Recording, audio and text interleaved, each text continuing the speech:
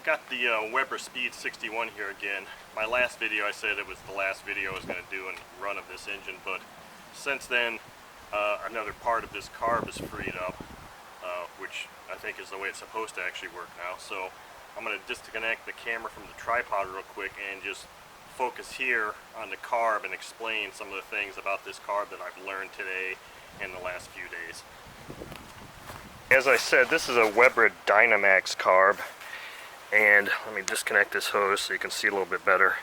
And you can see that it's a slide type carb. So what was happening when I first got this engine was this bracket here, which has this set screw on it, was firmly attached to this piece. This piece was not moving at any time. It was just stuck, and I didn't realize it was a moving part of the carb. It was stuck in there, so the last couple of runs I went between loosening this up and having this whole thing slide back and forth and not having that move at all, and it just pushed this back and forth. But then when I put it back on the stand, I noticed this part of the carb here is actually supposed to move too, and it must have just been frozen up in there. So, and I don't know if you can see the bubbles in the fuel line are actually moving as I do this too. But so this is now the carb that is it looks like it's supposed to be working properly, and this is why I kind of want to try and run this again now.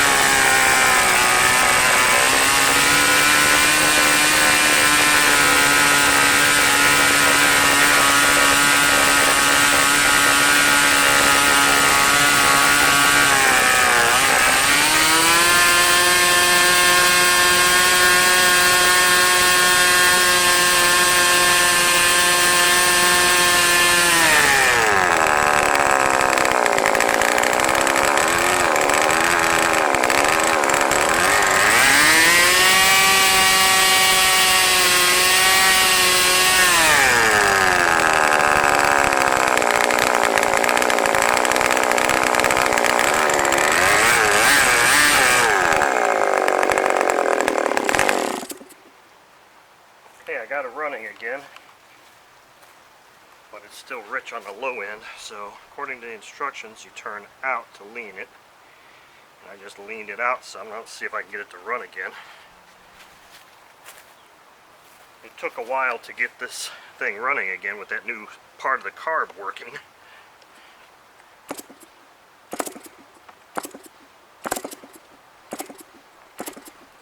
All the settings were completely off again.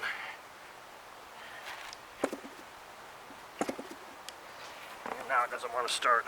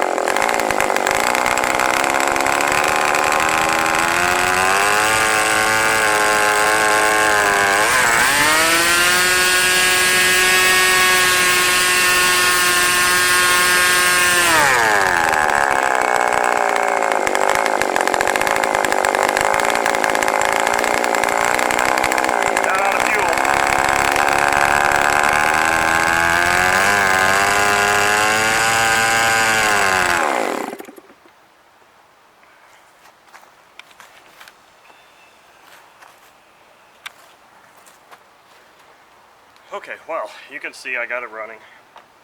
It was a pain. It was really difficult to get this thing set again because this new part of the carb that began sliding in and out really threw the settings I had on the first 3 runs way out of whack.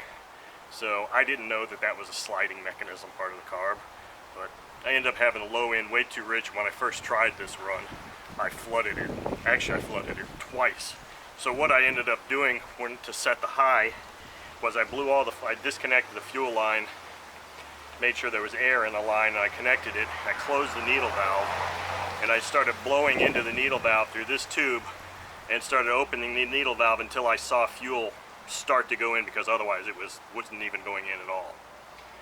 So I did that, and then I opened it about another turn and a half from that point, and that was where I said my high end was. And then the low end, you could see it was pretty obvious when it was at idle that fuel was spraying out of either here or here or someplace. It was way too rich. So I opened this knurled knob. Remember, they said it's similar to an air bleed. It's the opposite of a normal twin needle setup. You open it to lean it and close it to richen it. So I opened it about a turn and a half or so, maybe 2 turns, and that was too much, and I tweaked it. Either way, I got it somewhat running, but then the tank went dry because of all the flooding, and I had to take the plug out and blow all the fuel out of it with the starter.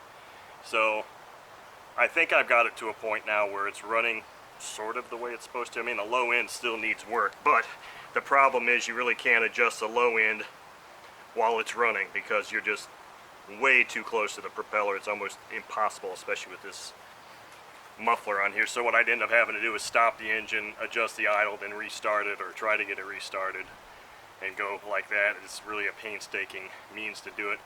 As far as I'm concerned, the engine runs. It runs pretty well.